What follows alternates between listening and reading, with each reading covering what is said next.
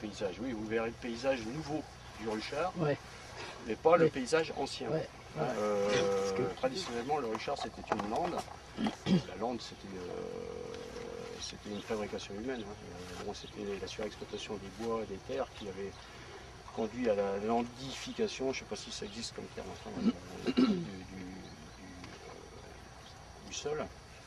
Et puis une acidification du sol aussi, parce que le seul fait de prélever la végétation, si vous voulez, ça constituait, si vous voulez, un sol hydromorphe et qui s'est acidifié au cours des siècles. Et donc où il ne poussait que de la bruyère. Voilà. Mais maintenant, l'exploitation de la bruyère a cessé depuis longtemps, l'exploitation des sols aussi, puisque c'est intermédiaire depuis 1872. Et maintenant, c'est en train de reprendre son caractère ancien, pratiquement. C'est-à-dire qu'il y a une reforestation des landes. Et ça, on verra ça de là-haut du belvédère là, que EDF nous a gracieusement construit.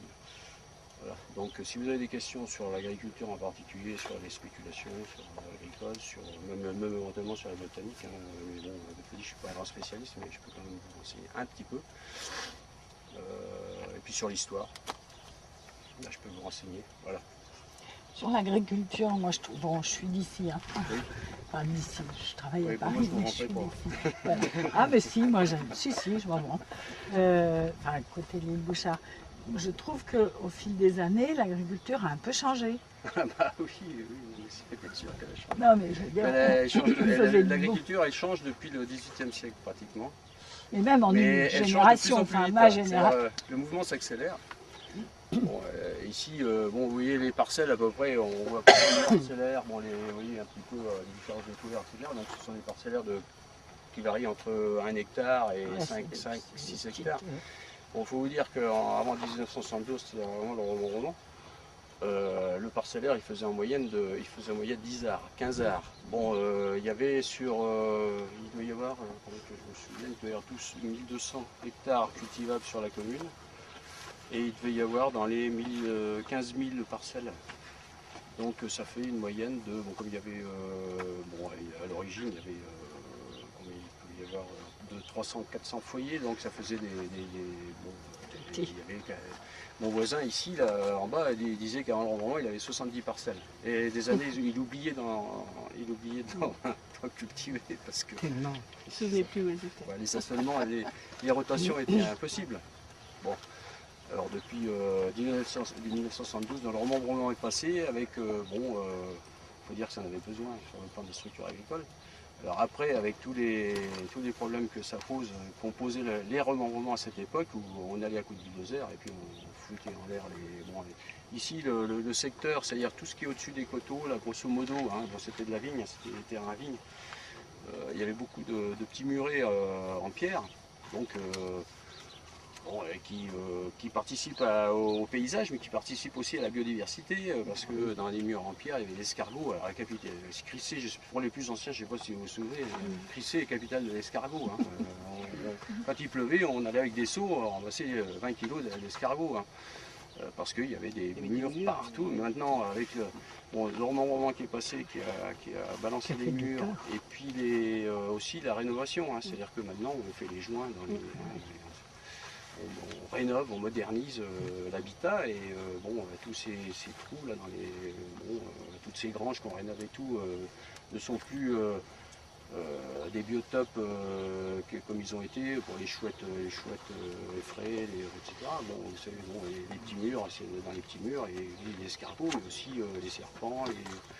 C'est peut-être moins sympathique, mais bon, enfin, il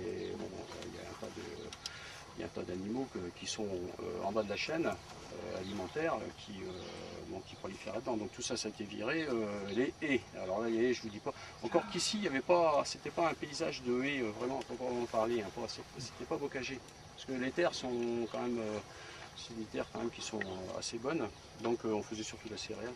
Bon, en terre de céréales, la haie, c'est pas quelque chose qui est prisé. Hein, c'est en terre sur des bocages. Là où il y a de l'élevage, on trouve des dans l'autre côté du Ruchard, il y avait beaucoup plus de haies par exemple. Les types sur leur bulldozer, moi, j'en ai un souvenir alors, épouvantable, quoi. On avait des cormiers qui sont quand même comment dire, des arbustes qui deviennent rares. Hein. On avait des cormiers dans l'haie. Mon père, je me souviens toujours, mon père avait dit au conducteur du bulldozer, bon, la haie là, tu y touches pas. Hein. Parce qu'il y a des cormiers, et quand il est revenu, il avait tout foutu en l'air. D'ailleurs, ça lui a valu une paire de claques. Enfin bon, ça c'est une anecdote, mais bon, pour dire, c'était des sauvages, quoi. On faisait une menuiserie avec le cormier. Comment? Ah bah oui, c'est un des bois les plus durs. Ceux qui veulent savoir ce que c'est qu'un cormier, ils peuvent aller près du banc là-bas. J'en ai planté un qui fait 4 mètres.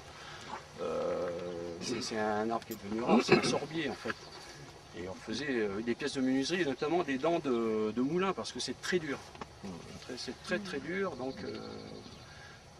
et maintenant, c'est un bois qui coûte relativement cher. C'est l'enseigne que j'en ai proposé au président des moulins d'Amonoir. Il m'a dit, bah oui, je te l'achète au prix d'Esther de bois. Au prix d'Esther de bois? Ah oui, d'accord. J'ai dit non, mais il reste debout. Oui, Et dans la région ici, il n'y a jamais eu de vigne, il y en a à Crissay. Ah si. Alors la vigne, alors bon, aujourd'hui, si vous voulez, la vigne, elle est comment dire, définie par une aire de AOC ou AOP maintenant, donc selon des critères pédologiques qui ont été définis par des de la Chambre d'agriculture ou de l'INAO. Donc ici, jusqu'à là, il y a une vigne un peu plus loin qu'à moi, là, donc ça jusque-là c'est en AOC, tout ça c'est en AOC, donc ça pourrait être planté en vigne. Mais c'est délimité. Voilà. Mais ce qu'il faut savoir, c'est qu'avant, c'est-à-dire avant la guerre, même un peu après, tous les paysans, et même les non-paysans, les artisans, les villageois, avaient tous leur parcelle de vignes. Bon, c'était pas forcément des cépages nobles, parce qu'ici c'est Cabernet. C'était surtout depuis la crise du phylloxéra, ils avaient replanté des cépages en plan direct, donc des Noah, des Otello qui sont interdits maintenant, mais qui étaient très très productifs et qui font une bibine à s'accrocher à la table pour le boire. Enfin, bon, dilué dans l'eau, en fait c'était une boisson. Hein. Le vin, c'était pas un vin. Le vin, c'était pas, disons, sa vocation n'était pas gastronomique. Sa vocation était de faire de la boisson. On mettait dans l'eau. Hein, on changeait le goût de l'eau. Voilà. Il y en avait partout, des petites vignes, des petites parcelles, il y en avait partout. Après, oui, donc après la crise du phylloxéra, donc ça a été replanté. Ça a été d'abord, il y en a beaucoup qui ont été arrachés pour replanter, et puis après ceux qui ont été replantés avec des cépages. Parce que les cépages d'origine en Touraine, c'était en rouge, c'est le gros lot de Saint-Marc. Hein, normalement, l'origine c'est Saint-Marc-la-Pile. Le gros lot, on appelle ça le gros lot de Saint-Marc. Vous allez à Saint-Marc-la-Pile, il n'y a pas un hectare de vigne à Saint-Marc-la-Pile. Enfin bon.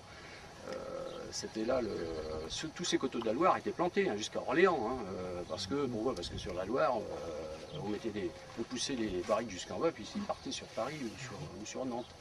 Hein. Et en blanc, c'était les pinots, les chenins, ici les chenins. Mais après, la crise du phylloxéra, on a fait rentrer des pins américains, donc beaucoup plus productifs et beaucoup moins bons. Voilà. Bon, il y a des questions? Oui. Oui, d'abord il y a quelque chose qui me turlupine déjà depuis un certain temps. Vous parliez de besoin de remembrement. Ben, ça, ok, je veux bien l'admettre. Hein. Mais ma femme et moi, on habite en Bretagne, là, du côté de la région de Paimpont. Et on est sur une hauteur qui s'appelle le Rocher. Et en contrebas, il y avait 17 petits champs. Hein. Il n'y en a plus qu'un. Et c'est pentu comme ça. Bon, donc en cas d'orage, il y a plein de terre qui se retrouve sur la route. Alors, oui, mais parce qu'il y avait des haies à l'époque. Oui, monsieur. Voilà. Et maintenant, mon propos, ce qui me tracasse quand même très, très fortement, c'est qu'on voit par chez nous là-bas, mais ici, des parcelles, mais attendez, il y a des endroits où il faut prendre des jumelles pour voir un arbre, quoi. Ah ben oui. Alors ça colle pas, ça. Hein, je pense qu'il y a des normes dans plein de domaines. Sur la route, on voit bien, si on dépasse 1 kilomètre, rien verbalisé. Or, au niveau agricole, l'impression, il y en a, ils sont permis n'importe quoi. Ah oui, non, mais n'importe quoi. Non, mais c'est d'autant plus n'importe quoi que ça coûte cher à la collectivité. Et logiquement, je sais pas, une parcelle, pour des raisons biodiversité évidentes, hein, en cas de tempête, ben, s'il n'y a pas d'arbres, ben, Alors aujourd'hui, il y a des mesures tout agri-environnementales par terre. De la PAC qui permet de refaire des haies. Mais alors là où ça colle pas, si vous voulez, c'est que bon, il y a des gens, comme moi d'ailleurs, qui ont laissé leur haie d'origine. Moi je touche rien pour. Eux ils ont touché pour les foutre en l'air et puis maintenant ils touchent de l'argent pour les remettre. Ouais, Ça va ouais. pas, quoi. Oui, C'est oui, un truc qui on mange sur la tête. Oui. Les prairies c'est pareil. Les prairies, ceux qui ont conservé leurs prairies, ils touchent à rien du tout. Ceux qui les ont retournées, maintenant ils touchent pour les refaire le long des rivières, hein, au nom de l'environnement. Ouais. C'est vrai ce que vous dites. Oui, mais c'est une prise de conscience récente, Récente, ça, hein. cette prise de conscience Ouais, c'est une prise de environnementale. conscience. Donc c'est normal que ce soit. Il y a un Ah ben, revirement. récente pour certains, il y en a quand même. Mais Ça, alors, c'est ça quand même remonte. Les arbres isolés, les arbres isolés, ils étaient constitutifs du paysage ici, hein, surtout Ouais. dans le Richelet où on avait des noyers au milieu des parcelles. Ouais. Bon, alors comprenez bien qu'avec des moissonneuses batteuses, les noyers, c'est sûr que c'est pas c'est bon. gênant. Maintenant, les moissonneuses batteuses, elles font 4 mètres de haut. Vous passez sous un noyer, Il y en a Et encore. selon Il y en a la encore. pente, Il y en a encore. Ouais, mais Je ça trouve va que pas- c'est. selon la pas comme il y pente, avait avant. normalement, la superficie des parcelles, logiquement, devrait diminuer, quoi. Bah, Sinon, diminuer, c'est les terres. on sinon, devrait c'est les terres qui interrompre- on devrait descendent, interrompre la quoi. descente par une haie, oui, effectivement. Oui, Bah, mais, oui. bon, après, il y a d'autres, il y a des techniques dans les grandes pentes, comme vous dites, bon, pas en Bretagne, parce que c'est pas le lieu où on fait de la vigne, mais Quoique. ici dans les pentes. Pour le vin breton. Quoique nous, le cabernet, on l'appelle le vin breton. On l'appelle le Ouais, c'est Ah, le bah, breton. Mais dans les pentes ici, On les a vignes, du elles bon sont, cidre. vous regarderez, elles sont enherbées. Elles sont enherbées partout, donc justement pour éviter l'érosion. Hein.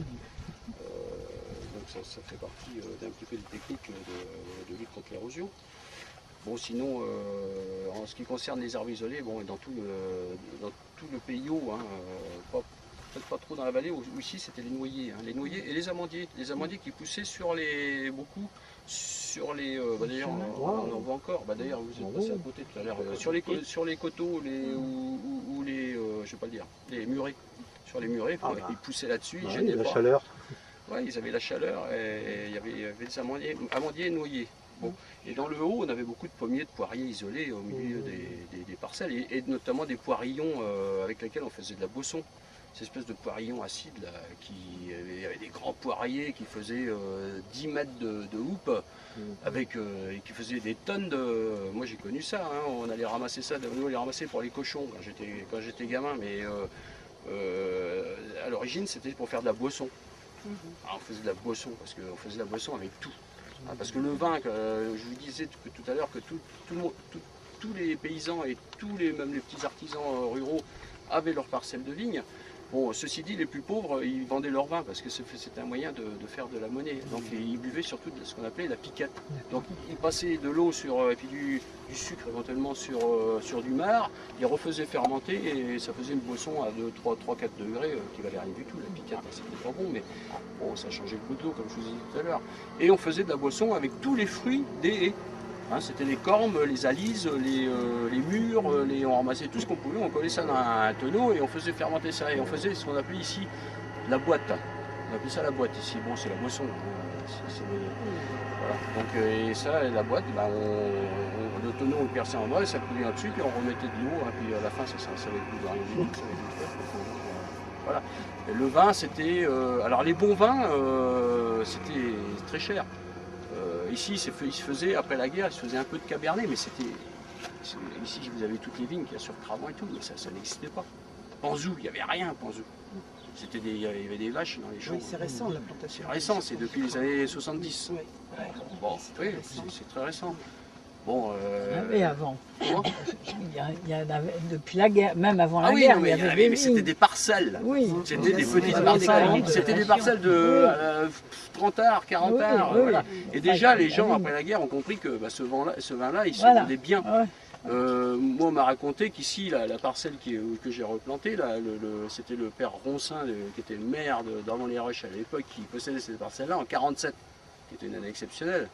Il vendait 1 litre de vin le prix qu'il payait un ouvrier dans la journée. Parce que le gars qui me l'a raconté vit encore, il était ouvrier chez le père Roncin, et il dit, et à la fin de la journée, j'avais gagné de quoi m'acheter 1 litre de Cabernet. Oui, enfin, autant dire qu'il n'était pas payé cher quand même, hein, parce que là, c'était l'exploitation la plus complète. Payé cher parce que j'avais travaillé 1 an pour acheter un vélo. Alors, donc, mais voilà. Elle est pas- la réalité.